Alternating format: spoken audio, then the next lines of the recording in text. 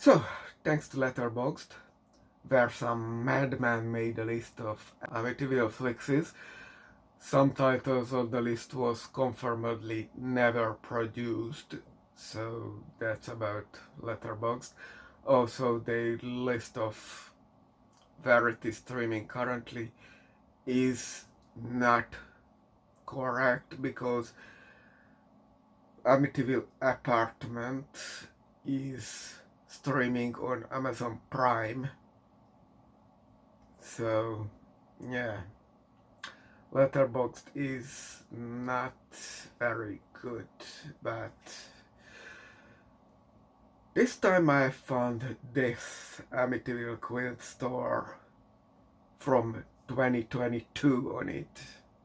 It had a poster, it had a title. I didn't encounter it before, so I just clicked on it. What is this? Assuming it's a dead project, but turned out it's real.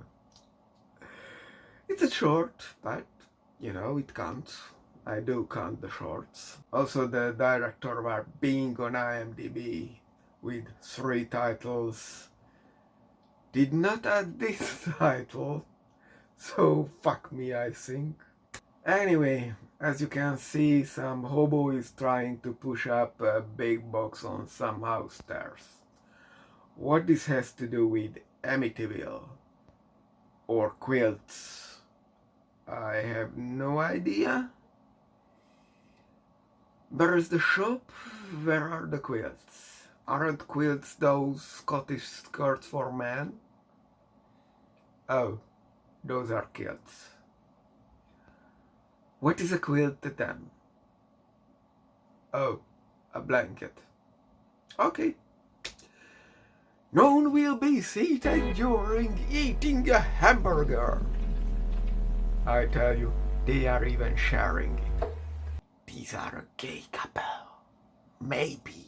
By the way, in the Bible, there are instances when there is at least one intersex person, and there was an instance where a person had 2 fathers but no mother, meaning a father married his son and they somehow, being a male couple,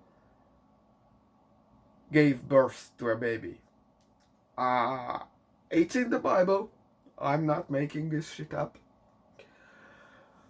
Around 3 minutes out of 6, something finally happens. They hear a noise. Dude number 1 locks dude number 2 into the cellar because Gantics need to feed. And the evil dies tonight, I think. Stuff comes to life, including an Amityville doll. Maybe. Maybe the dude is just hallucinating from phobia. Although, there is one more probable theory here. Turns out, the other dude is some schizophrenic serial killer. So he is hallucinating that dude number 1 is attacked by the antics, including a stuffed bear. I mean, taxidermied. Yeah, that's the one. Thank you, Hungarian cinema. That wasn't too bad of a movie. I mean, it was going for the gruesome, shocking factor.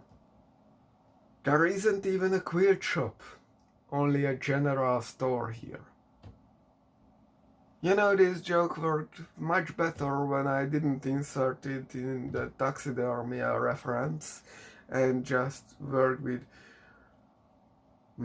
things come to life, or maybe it's just hallucinating from phobia. Turns out the dude is schizophrenic. And then it works.